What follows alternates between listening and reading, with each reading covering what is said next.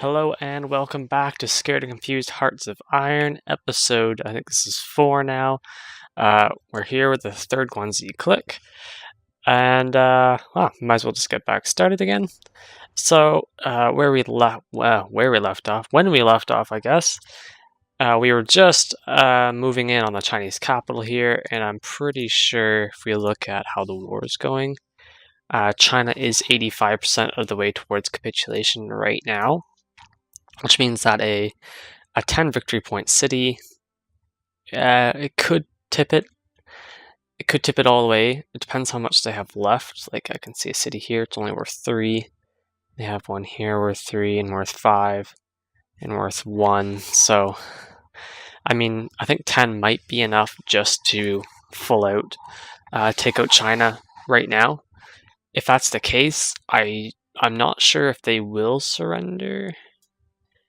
It's really dependent. Yeah, okay. So the way wars work, there is a peace treaty that is signed after the war is over, and the only time a war is over is when all major faction members in the war have surrendered or capitulated, I guess. So if you are considering like the Axis versus the Allies, like you're playing United Kingdom, you want to know when the Axis are going to surrender and you can start the peace treaty to end the war. You will only be able to get into that peace treaty not when Germany capitulates, but when Germany, Italy, and most likely Japan, all 3 of them have capitulated. Only when that happens will you be able to finally get into that peace treaty screen and end the war. So, in my case, China and the People's Republic of China are the only 2 members in this war, and they are in a faction, but since China is the only major country in the faction, as soon as they surrender, the People's Republic of China will be like, okay, we don't have any more, nothing can be done, we're just going to surrender now as well, which is how it works. So, for example, if there are 20 Axis members, there's 20 Axis members, including the 3 major powers, but the 3 major powers have surrendered, then all the other 17 minor members will also surrender at the same time.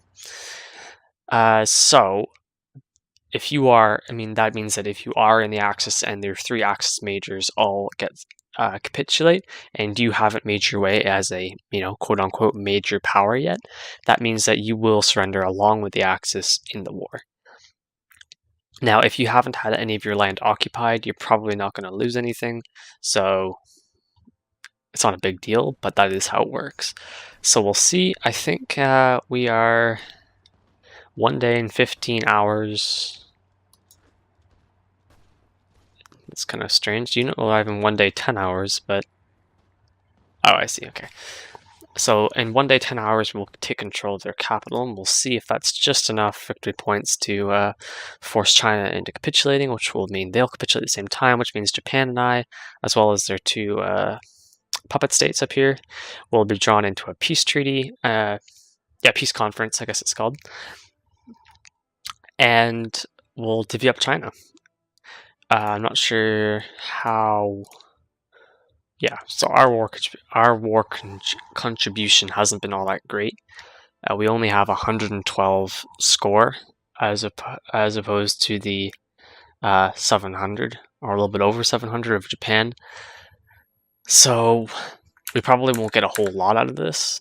We can hope. Hopefully, this will give us a little bit more oomph. Maybe it'll bring us up to 20%.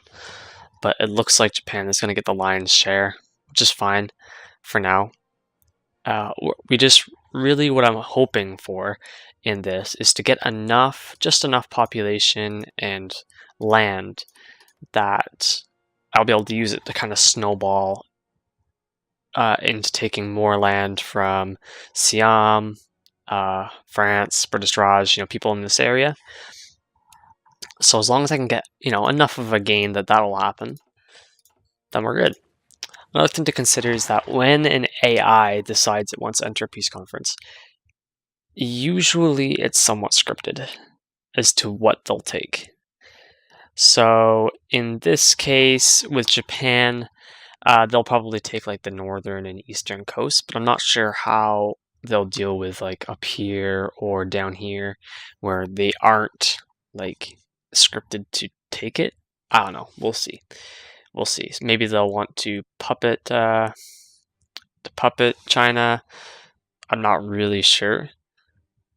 So we'll see how that goes. I think we'll have a look at our technology and national focus, and then we'll unpause this here. So 3 days for mechanical computing, that's fine. A few days away from construction effort, where fascism is doing just well. We get a whole bunch of focuses in here. Resistance to occupation is still growing, but the one thing to consider is that whenever we beat the war, man, I am not speaking well today. Whenever we win the war, that resistance will immediately disappear. So for now, I won't have to worry about it, but if they don't surrender here, I may have to worry about it, but probably not. I'm pretty sure China is going to be done whether we take this, whether they surrender off the city or not. Like, there's only a few more cities left. So let's see. Let's just kind of count down the hours here. Oh, okay.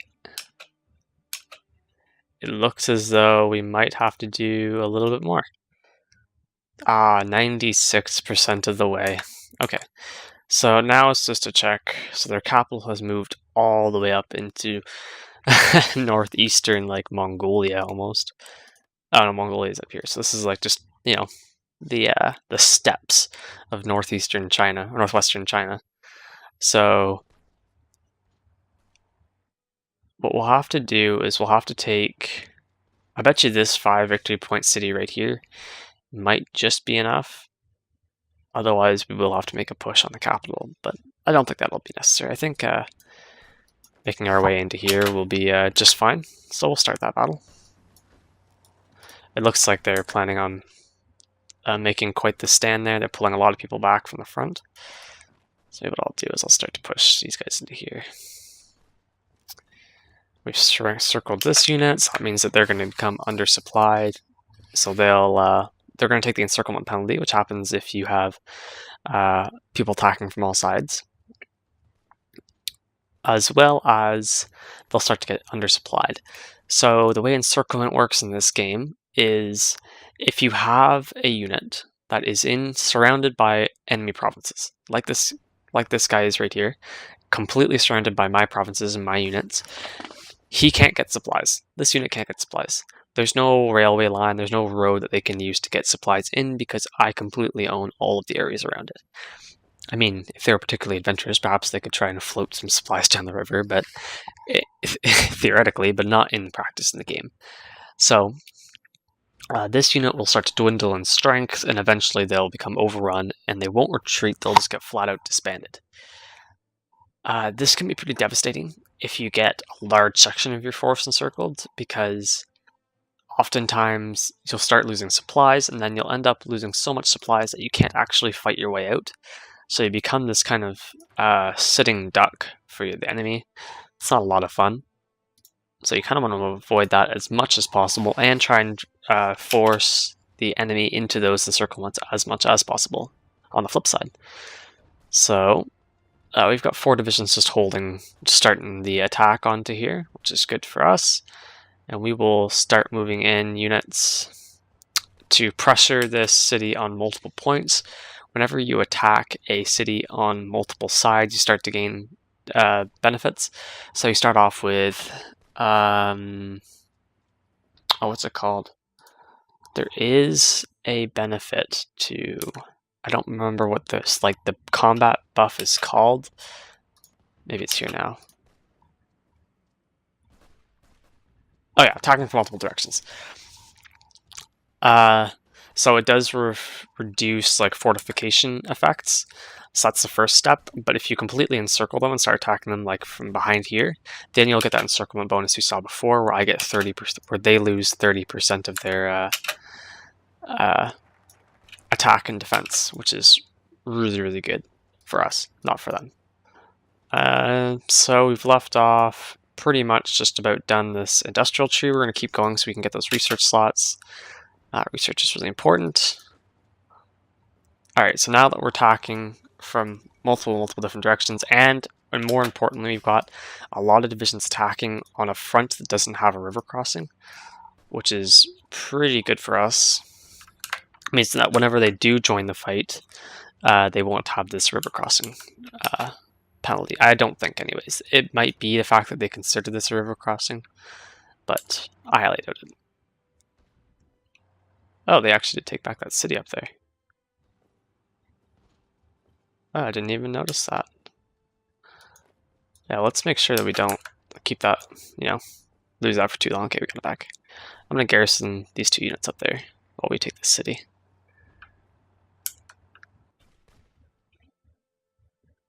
We haven't lost any other stuff, have we? I don't think so. I think we're still doing okay.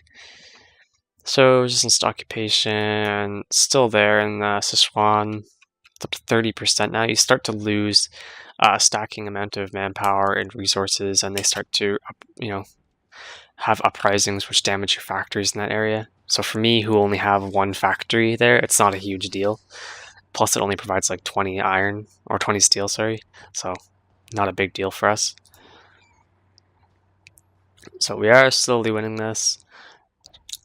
I think after this war, I'll start to talk a bit about divisions, because I think I might have... I did learn some stuff in between some episodes that I need to go over with division design specifically. So we'll go over that after this war. For now, we're just going to try and take this city. It's slowly falling, very, very, very slowly. Our general has upgraded to be level 6, which is pretty good. It does give us an extra 5% attack and defense, which isn't bad. So if you really were adventurous, you'd actually just grab a division from here, like maybe this one here, and then just send them up here. And then you maybe send them around, so you'd cut them off from supplies. I should have done this a little while ago, but really it's not a huge deal. Okay.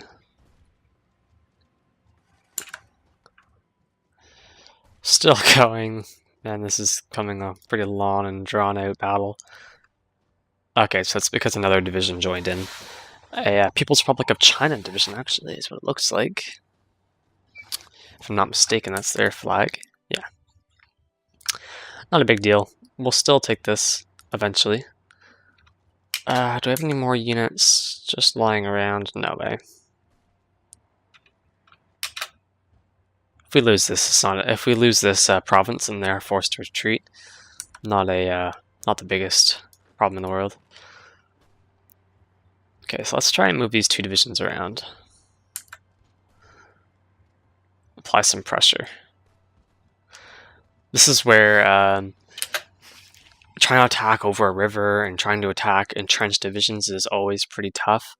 This is where you would really, really want tanks or motorization of some sort, because they provide a lot of breakthrough to help, break through the defenses, as the name might suggest. But seeing as we still haven't even got nearly enough production to work on that yet, we're gonna have to deal with what we have. So let's keep these 2 divisions moving, keep the pressure on, because if we can distract the Chinese forces from reinforcing this fight, maybe we can get this keep this war moving at a slightly faster pace.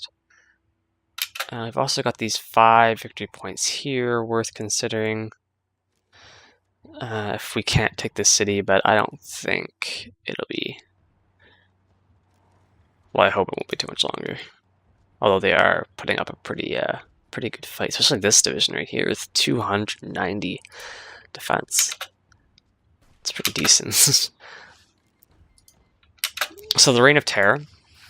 So that was the national spirit we got from the fascists executing their coup and taking over. That gave us an extra 10 or 15% political power gain. So we lost that. It's not a big deal. We don't really need it at this point too badly. The 1 per month or whatever it is, 1 per day, sorry, is going to be good enough to get by. So, what to do with this other civilian factory? To be honest, I think it's probably... How many...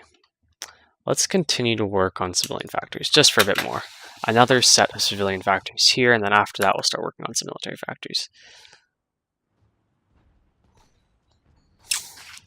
Alright, so...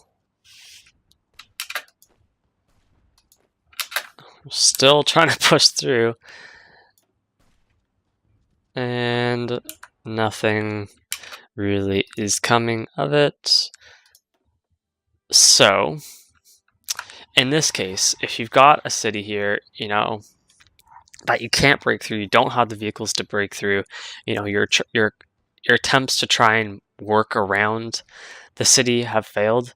I mean, yeah, we are slowly going to force this city down. Eventually, we will win this battle. Our general will keep leveling up, and eventually we'll win, but it's going to take a while.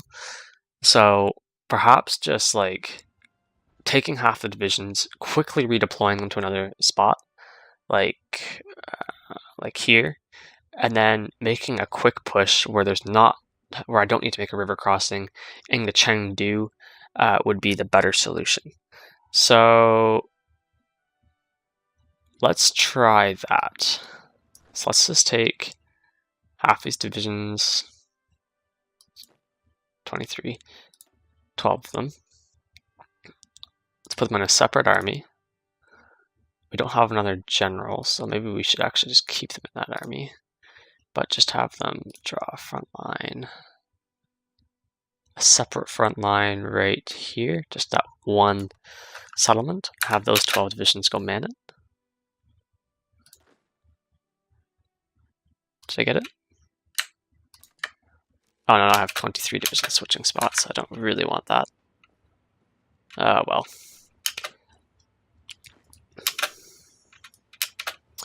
Okay, that's kind of interesting. So whenever I unpaused that, it moved all my divisions over. All the Chinese forces left that city. So maybe if we're patient enough...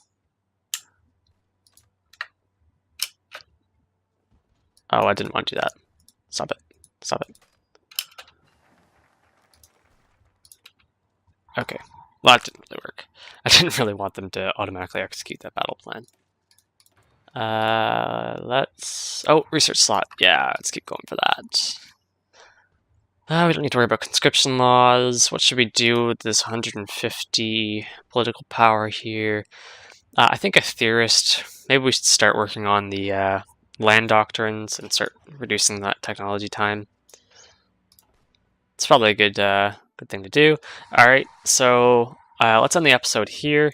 Unfortunately, I was kind of hoping to finish off China in this episode, but we have reached kind of a stalemate here with this city. So we're going to have to try somewhere else and hope that we can take on the Chinese somewhere else and finish them off next time. So thank you all for watching. Like, subscribe if you like the video, and we'll see you next time.